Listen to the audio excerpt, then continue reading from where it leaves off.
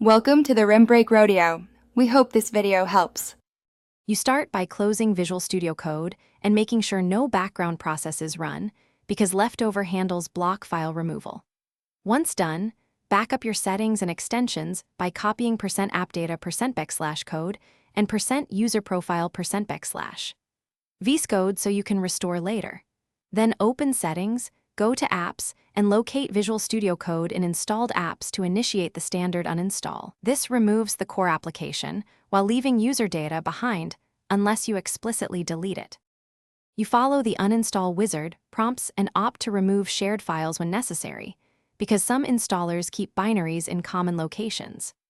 Next, manually delete leftover program folders like %localappdata %programs /Microsoft VS Code to eliminate executables.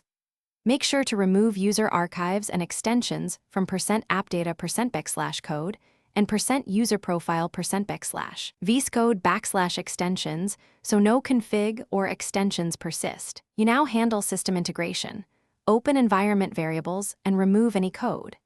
exe path entries so the command line no longer points to the uninstalled app. Once confident, use regedit with care to remove leftover keys under hkey current user /software and hkey local machine /software that reference Visual Studio Code, because registry traces can affect reinstalls. Restart Windows, run disk cleanup, and confirm no vscode processes or folders remain. If reinstall issues appear, run the installer as administrator or use the Microsoft install/uninstall troubleshooter as a troubleshooting tip.